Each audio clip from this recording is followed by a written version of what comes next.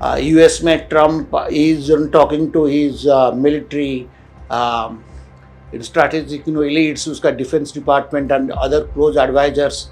They think that this war तो आर पार का अभी होना चाहिए, कि नहीं तो ये सबको नुकसान कर रहा है. बिकॉज ये जो पीस होना चाहिए कि कुछ सपोज ये वार खत्म कैसे होगा. Either there is to be an acceptable agreement between the two parties. तो टू पार्टीज होने में इनका कुछ कंडीशन से, उनका कुछ कंडीशन से.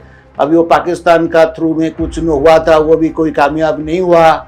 अब देखोगे जब ईरान का मैप में जाकर देखेंगे, इसका पीछे साइड में एक ह्यूज सी होता है, उसको that is known as Caspian सी.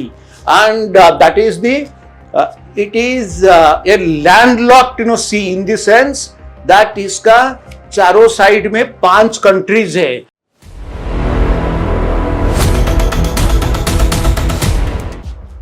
नमस्कार friends, today in this edition I am going to say something about a very serious conflict that is going on for the last 3 or 4 months, because of which we all are suffering. आपने देखा होगा हमारा petrol बढ़ गया, petrol के बाद बाकी inflation अभी बढ़ेगा. एंड ये जो डेवलपमेंट हुआ है सारा दुनिया को अफेक्ट किया है. इवन इन अमेरिका में this morning I read report saying उनका भी जो गैसोलीन बोलते हैं, पेट्रोल जिसको बोलते हैं, उनका कितना परसेंट बढ़ा है. बट मोर देन दैट उनका जो ओवरऑल इन्फ्लेशन रेट 3-4% बढ़ गया है. एंड लोग बोल रहे हैं कि जब तक इस कॉन्फ्लिक्ट का समाधान नहीं होगा, जो ट्रम्प साहब है अमेरिका का प्रेसिडेंट, उनका बड़ा बुरे दिन आने वाला है. Because you know that every second year there is a mid term election. That वो जो कांग्रेस में उनका लेजिस्लेचर जो पार्लियामेंट जिसे हमारा बोलते हैं, तो उनका जो कांग्रेस है basically house of representatives and senate, उसका 1/3 एंड कांग्रेस का तो पूरा होता है. एंड उनका भी रिपब्लिकन मेजॉरिटी अगर ख़त्म हो जाएगा, इतना अनपॉपुलरिटी बढ़ रहा है ट्रम्प साहब का, देन वो लिटरली लेम डक प्रेसिडेंट बन जाएंगे. But that is something different. I am talking of this war, and आप जानते हो, now you might have realized what I am going to talk about, which war I am talking about, and that is the ongoing war in the Middle East or West Asia, which we Indians call West Asia, involving Iran on the one hand and America and Israel on the other hand. And आप जानते हैं जो straight of Hormuz, जहाँ हमारा जो gulf countries से जो हमारा जो मैक्सिमम ऑयल आता है, वो कैसे ईरान उसको अभी ब्लॉकेड करके रखा है. तो उसका आंसर में आउटसाइड स्ट्रेट ऑफ हॉर्मुज जितने ईरानियन पोर्ट्स है, वो भी स्ट्रेट ऑफ हॉर्मुज से बाहर नहीं आ पाएंगे, क्योंकि अमेरिका ने उनका नावल ब्लॉकेड कर दिया है. तो ये जो स्थिति है ये 1 महीने से चल रहा है. लेकिन जो वार जो हुआ, ऑफ कोर्स पिछले साल इनका जो न्यूक्लियर स्ट्रक्चर्स एस्टेब्लिशमेंट्स पर तो ज़बरदस्त था, एरियल बम्बार्डमेंट होके लगभग इसको ख़त्म कर दिए थे अमेरिका एंड इसराइल ने.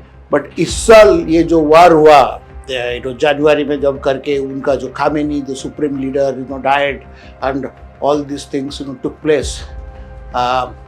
बट पॉइंट इज दैट उन्होंने बोले कि वो करेंगे, उनका रेजिम चेंज होगा, वो कुछ अभी तक नहीं हुआ है. And defying all odds this even though the leadership, उनका डिफेंस मिनिस्ट्री एंड उनका काफ़ी रिवोल्यूशनरी जो बोलते हैं जो इस्लामिक फंडामेंटली जो लीडर्स जो हैं, उनका भी डिमाइज और डेथ होने के बाद भी ईरान का ये जो रेजिम जो है वो अभी तक जिंदा है. एंड नॉट ओनली जिंदा है, आप जानते हैं ये जो प्रॉब्लम कर रहा है, जो हॉर्मुज को ब्लॉकेड करके सारा दुनिया को सताता है, एंड अमेरिका कुछ नहीं कर पाया है।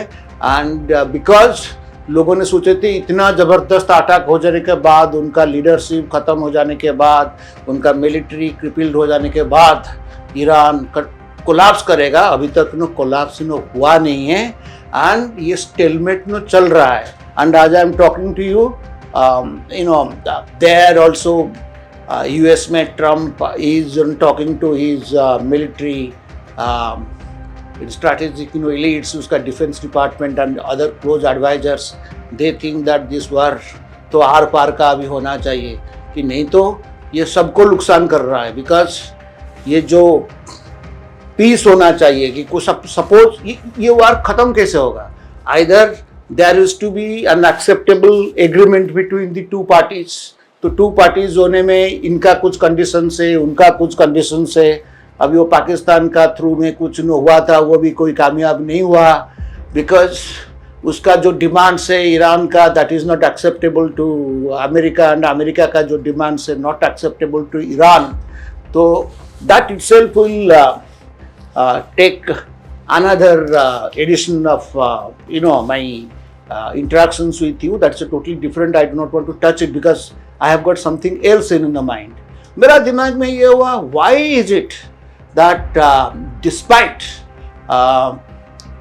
the total preponderance, military preponderance, after all America is the number one country in the world, militarily, and Iran has been able to defy, and इतना हो जाने के बाद भी the regime not only has survived, and that blockade होने के बाद Iran का भी काफ़ी एक्सपोर्ट्स खत्म हो गया है, बिकॉज वो बाहर नहीं जा रहे हैं। तो वो करने के बाद ये जिंदा कैसे रहा है, you will be surprise to know, and that is what I am going to elaborate on. इसका क्या है, आप जानते हैं कि यहाँ तो स्ट्रेट ऑफ हॉर्मुज एंड इसमें जो ट्रेडिशनल जो कॉरिडोर सब होता है, वहाँ तो ब्लॉकेड हो गया, वो बंद हो गया। आप ईरान का कुछ माल नहीं आ रहा है, ईरान से कुछ जा नहीं रहा है, कि कभी आ नहीं रहा है। तो बाकी लोगों ने सोचे होंगे ये हो जाने के बाद तो टोटल कोलैप्स हो जाता, because as I told you, because of this जबरदस्त नुकसान हुआ है। एंड उनका जो नेता तो अभी यहाँ नहीं, जो supreme again fundamental leader, I think he somewhere sheltering or has taken shelter there in Iraq, they say that, but that's a different matter. वो कैसे जिंदा रहता है, आप जानते हैं? ये इसीलिए जिंदा रहता है बिकॉज ऑफ रशिया से उसका जो क्रिटिकल माल सब होता है ईरान का। अब देखिए, ईरान जब मिलिट्री का बात कर रहे हैं, इन मिलिट्री टर्म्स, इनके पास ज्यादा फिर कोई सोफिस्टिकेटेड हथियार तो है ही नहीं, बट इनके पास आजकल जो new feature in the modern warfare जो आया है, जो ड्रोन्स, एंड देन ये जो ड्रोन्स में इनका जबरदस्त एक्सपीरियंस है ईरान का। एंड वो ड्रोन्स बट लेकिन वो ड्रोन बनाने के लिए पार्ट्स भी आना चाहिए, प्लस वो जो एंटी एयर मिसाइल्स अभी तक क्या हुए, जो अमेरिका एंड ईरान का इसराइल का जो अटैक हुआ है, वो तो एरियल अटैक्स हुआ है ना, basically through bombs and then the missiles. कोई American soldiers army is not on the Iranian ground.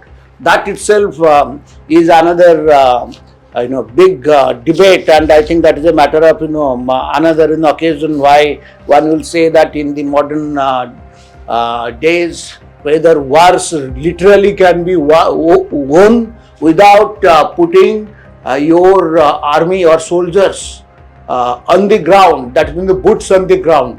जब तक नहीं जाएगा तो वो कोई विक्ट्री नहीं होता है, which literally has happened in Iran. So the point is this, इसके ये जो है, वो जो ड्रोन्स जो खतरनाक जो चीज है, and this anti air missiles, ये कहाँ से आता है? ये सब रशिया से आता है।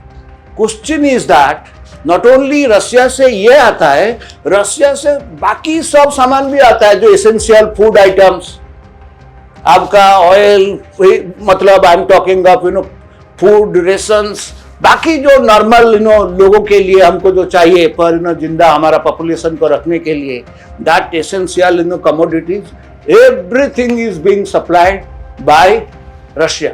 But then how? The point is, वो तो आप red sea and black sea जो होता है, आप थोड़ा सा ज्योग्राफी देखेंगे, जो traditional routes of Russian supply जो था ज्यादा, वो ब्लैक सी आता था. ब्लैक सी लेकिन यूक्रेन वार के लिए वो भी सेफ नहीं है, वो फिर रेड सी होगा, फिर जा नहीं पाएगा क्योंकि as I said that America has imposed blockade here. उसके थ्रू तो ईरान को जाएगा नहीं. स्ट्रेट ऑफ हॉर्मुज को उन्होंने भी बंद किए हैं ईरानियंस. ये आता है इज थ्रू कास्पियन सी. अब देखोगे जब ईरान का मैप में जाकर देखेंगे, इसका पीछे साइड में एक ह्यूज सी होता है, उसको that is known as Caspian sea. And that is the it is a landlocked sea in the sense that इसका चारों साइड में 5 कंट्रीज है. वही 5 कंट्रीज का बाउंड्री अगर आप घुमाएंगे तो इसी के अंदर ये है. एंड वो 5 कंट्रीज कौन है? एक है रशिया, एक है अजरबैजान, एक है ईरान, एक है Turkmenistan central Asia, and then Kazakhstan another central Asian state. तो ये 5 जो कंट्रीज है वो सराउंडिंग किए हैं वो जो Caspian lake. And that size, that is the largest inland water body of the world, in the sense it is I think 375,000 square kilometers, if I remember the figure correctly. And in size it is bigger than Japan even. So उसमें क्या है, ये जो countries जो है, ये जो Caspian जो सी है, इसमें कास्पियन सी में ईरान का 4 पोर्ट्स है. एंड वो रशियन साइड का भी, वहां भी 2-3 इंपॉर्टेंट पोर्ट्स है. उन पोर्ट्स का नाम let me see what are they, I had noted down. हाँ, रशिया का जो पोर्ट्स है वो है एस्ट्राखन एंड महाकाला सी के ले. एंड देन ईरान का जो 4 पोर्ट्स है ये है Amirabad, then Bandar, Anzali, Nowshahr and Caspian port. इसका 4 है, उनका दो ये है.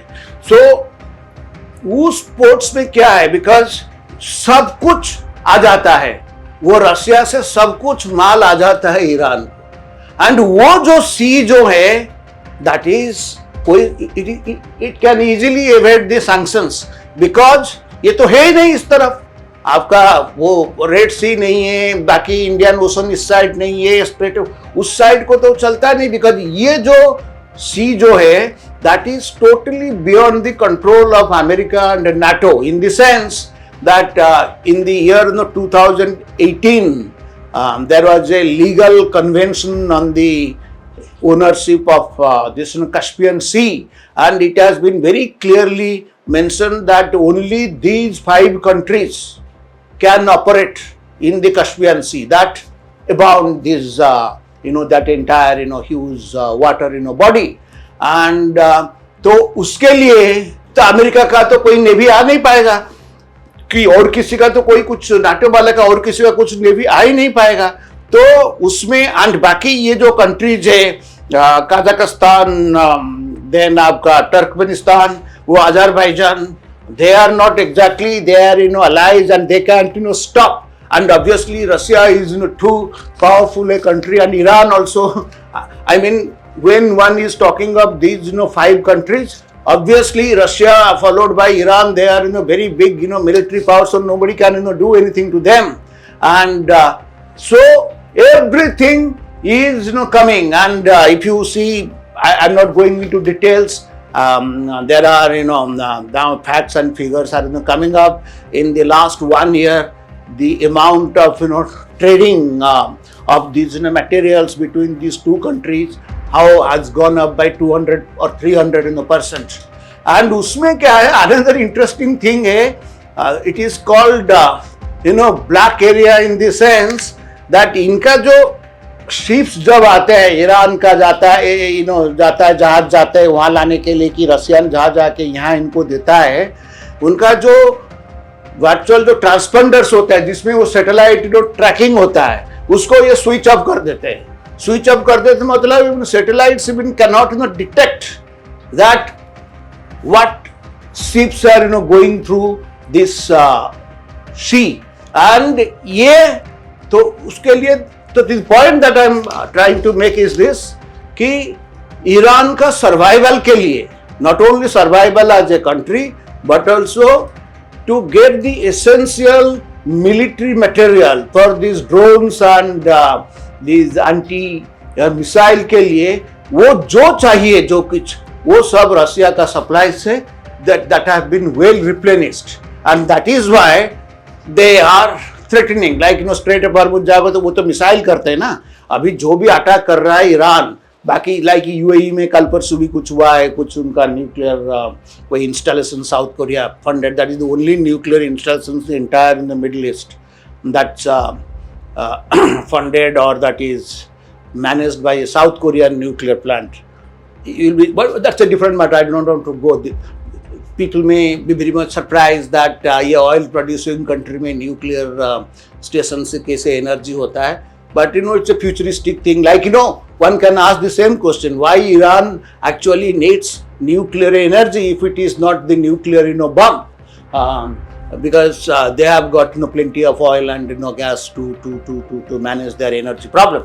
So coming back to this Caspian Sea, ये सब होता रहता है। ये जैसे होता रहता तो उसका तो कोई अंत नहीं पड़ने वाला है। And then interestingly, in the last year 2025, Iran and Russia they concluded what is called a special strategic pact or treaty.